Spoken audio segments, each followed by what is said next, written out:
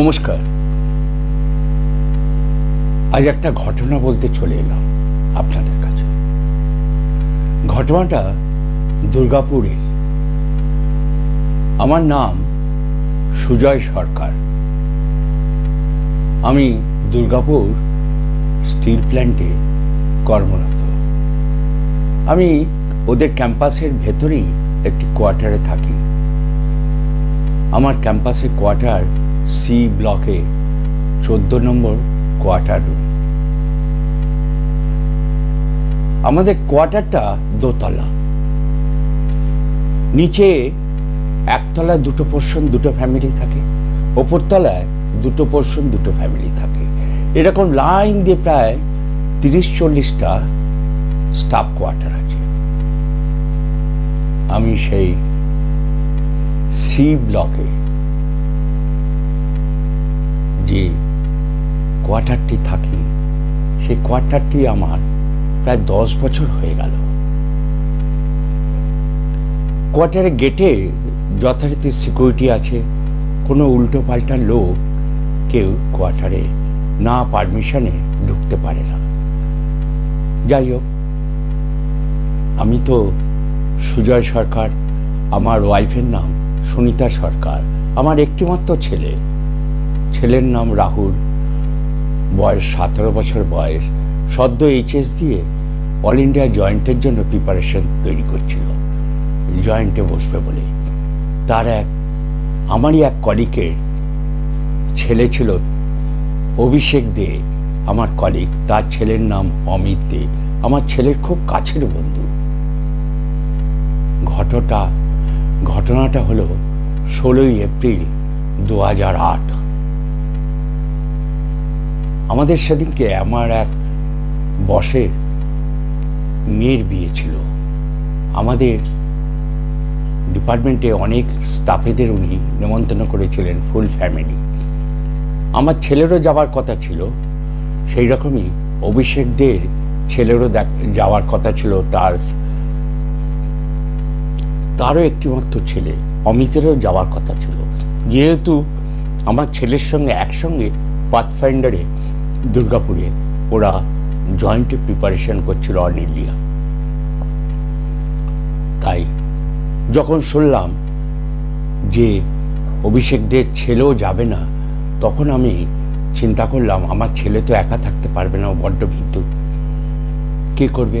আমি ওকে বললাম, আমার কলিগকে, এক কাজ কর না, তোর ছেলেকে অমিতকে বল না আজকে সন্ধেবেলায় আমার বাড়িতে চলে আসতে, দুজনে একসঙ্গে আমার ছেলের সঙ্গে প্রিপারেশন করুক।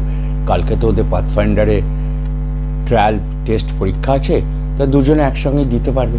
বললো সেই ভালো। তাহলে আমি বলে দেবো না তুই বলে দিবি? বললো যে আমি বলে দেবো, সন্ধ্যে 7টার সময় তোর বাড়িতে চলে যাবে। যাই হোক, রাহুলের সঙ্গে অমিতের খুব ধরমহরম, খুব ক্লোজ ফ্রেন্ড ওর। তাই এবার রাহুলের বাবা মা সুজয় সরকার আর সুনিতা সরকার বিয়েবাড়ি যাবার জন্য প্রস্তুত হয়ে গেছে। ড্রেস ফ্রেস করে বেরিয়ে যাবে। তখন বাজে সন্ধ্যে 6টা, 6:30 বাজে। কারণ বলেছে আমরা রাত্রিবেলা 11টা থেকে 12টার মধ্যেই ফিরে আসবো, যত রাত্রি হোক আমরা 12টার মধ্যেই কোয়ার্টারে ফিরে চলে আসবো। তাই সুজয় সরকার তার স্কুটারটা নিয়ে তার মিসেসকে নিয়ে বেরিয়ে পড়ে। 6:30 যায়, 7টা যায়, হঠাৎ বিদ্যুৎ চমকে উঠল। বাইরে খুব জোর বিদ্যুৎ চমকাচ্ছে, মনে হয় বৃষ্টি হবে। হঠাৎ একটা ঝড়ের দাপট, হট করে পুরো ক্যাম্পাসের আলোটা চলে গেল, অন্ধকার হয়ে গেল।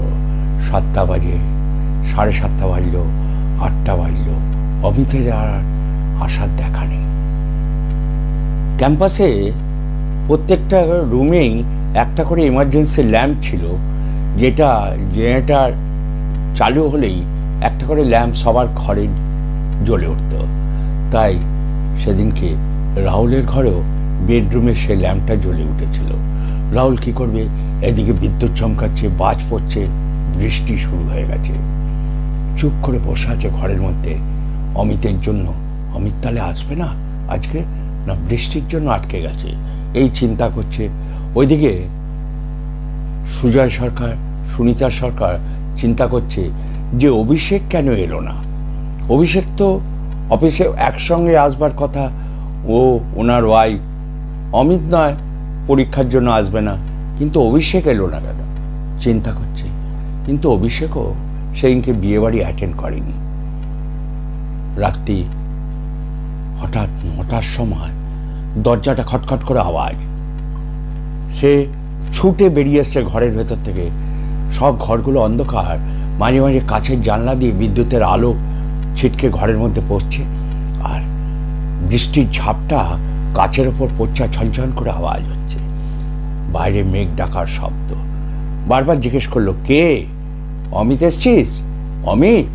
কোনো সারা শব্দ নেই। দরজাটা খুললো, ছিটকিনটা খোলার সঙ্গে সঙ্গে দেখছে একটা গায়ে সারা চাদর টাদর মুড়ি দিয়ে অমিত যেন ভেতরে ঢুকে গেল। কিরে অমিত, এই গরমের মধ্যে এত চাদর চাপা দিয়েছিস কেন? তুই কি পাগল হয়ে গেলি? পরীক্ষার পড়া রেডি করতে করতে মাথাটাও গেল তোর? কোনো কথা বললো না, নিশ্চয় ভয় ঢুকে গেল। হঠাৎ নিজে থেকে দরজাটা দাম করে আটকে গেল।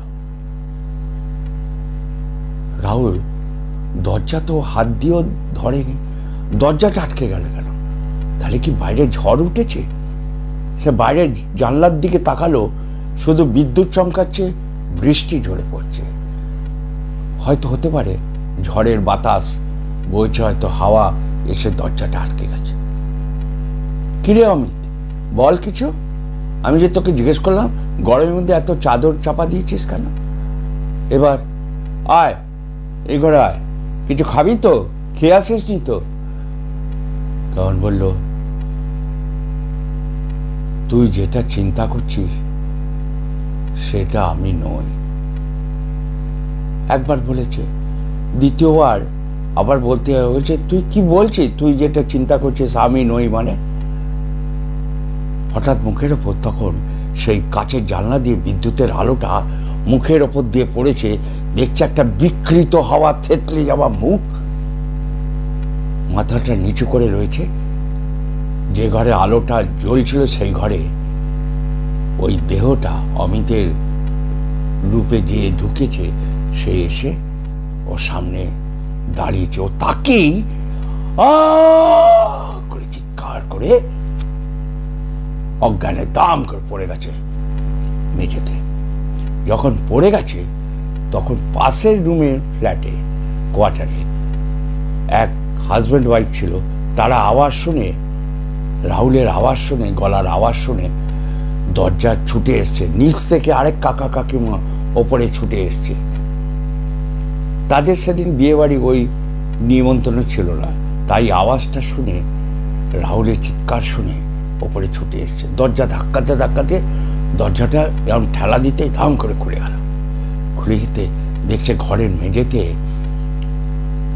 রাহুল পড়ে আছে, আর ঠোঁটের পাশ দিয়ে সেই গ্যাজলার মতো এই বেরোচ্ছে। সঙ্গে সঙ্গে রাহুলকে ওরা কাকা কাকিমা দুজন ধরাধরি করে পাশের যে ফ্ল্যাটে নিয়ে গেছে। নিয়ে গিয়ে জল টল দিয়েছে। দেওয়ার পর ডাক্তার এসছে। যখন জ্ঞান ফিরেছে, রাহুল দেখছে মাথার কাছে ওই পাশের কাকা কাকিমা আর ডাক্তার দাঁড়িয়ে আছে।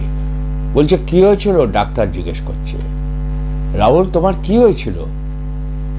তুমি এরকম করছো কেন? ও তখন এরকম এরকম সেই ভয় পেয়ে যাওয়ার মতো করে তাকাচ্ছে। হঠাৎ দেখে পাশের ঘরে ওর বাবা মা এসে পৌঁছে গেছে। কি হয়েছে রাহুলের, কি হয়েছে বলে ভয় চমকে গেছে। বলছে, কিছু হয়নি, অজ্ঞান, একা ভয় অজ্ঞান হয়ে গেছে কিছু দেখে। তখন বলছে, এবার ওর বাবা মা সুজয় জিজ্ঞেস করেছে, সুজয় সরকার, ওর মা কান্নাকাটি করছে ভয়ে। সেই জন্য বলেছিলাম তুমি একা যাও, আমি যাব না বিয়ে বাড়ি। যাই হোক, এখন ডাক্তার দেখে বলেছে, আমি ওষুধ টষুধ দিয়েছি, ইঞ্জেকশন দিয়ে দিচ্ছি, এখন ঠিক হয়ে যাবে। এখন কিছু ডিস্টার্ব করবেন না। রাত্রিবেলায় যদি কিছু খেতে চায় খাইয়ে দেবেন, নাহলে যদি ঘুমোয় ঘুমোতে দেবেন। সকালবেলা ঘুম থেকে উঠেছে। সুজয় সরকার সেদিনকে আর অফিস যেতে পারেনি। হঠাৎ সুজয় সরকারের কানে একটা বাজে খবর এলো। অভিষেক যায়নি বলে সকালবেলায় ফোন করেছে। অভিষেক কাঁদতে কাঁদতে বলছে, আমার বাড়িতে এক সর্বনাশ হয়ে গেছে, আমি শেষ হয়ে গেছি। বলছে, কি হয়েছে তোর, তুই আমি কাঁদছিস কেন? বলছে, আমার সব চলে গেছে। যে কি চলে গেছে? বলছে, আমার ছেলেটাকে নিয়ে চলে গেল। কে তোর ছেলেটাকে নিয়ে চলে গেল? বলছে, আমি তোদের বাড়িতে যাবে, বেরোবে, সেই সময় রাস্তা পার হচ্ছে, রানওয়ে হয়ে গেছে। অভিষেক ফোনটা ধরে স্থির হয়ে বসে পড়ল। এইদিকে রাহুলের জ্ঞানটা ফিরেছে। রাহুলকে ওর মা জিজ্ঞেস করছে, কি হয়েছিল তোর? বলছে, কালকে অমিত এসছিল আমার কাছে। এসে ওকে জিজ্ঞেস করলাম, একটা উত্তর দিল না। যখন বিদ্যুতের আলোটা চোখের ওপর মুখের ওপর পড়ল, মুখটা দেখি কেমন বিকৃত, মুখটা যেন বিভৎস দেখতে, আমি ভয় পেয়ে অজ্ঞান হয়ে গেছিলাম। তখন বললো, তুই কিছু চিন্তা করিস না, তুই ঘুমা। কারণ ওর মা তখন সুজয়ের কাছ থেকে সব খবর পেয়ে গেছে যে অমিত মারা গেছিল। ঠিক অমিত সেই সময় রাহুলের কাছে এসছিল দেখা দিতে। দুজনের এত বন্ধুত্ব। এই ঘটনাটা সুজয় সরকার লিখেছে। তার ছেলের জীবনে এই ভয়াবহ ঘটনাটা ঘটেছিল তার কোয়ার্টারে। যদি মনে করবেন লাইক দেবেন, তাহলে একটা অতি অবশ্যই লাইক দেবেন। কমেন্ট করতে কেউ ভুলবেন না। অতি অবশ্যই যারা ঘটনাটা শোনার পর যদি কমেন্ট করতে ইচ্ছা হয়, কমেন্ট করবেন। আর যারা আমার কাহিনী শোনেন, স্টোরিগুলো শোনেন, ঘটনাগুলো শোনেন, যদি সাবস্ক্রাইব না করে থাকেন, অতি অবশ্যই একটা সাবস্ক্রাইব করবেন। সবাই ভালো থাকবেন, সুস্থ থাকবেন। আগামী দিন আবার দেখা হবে।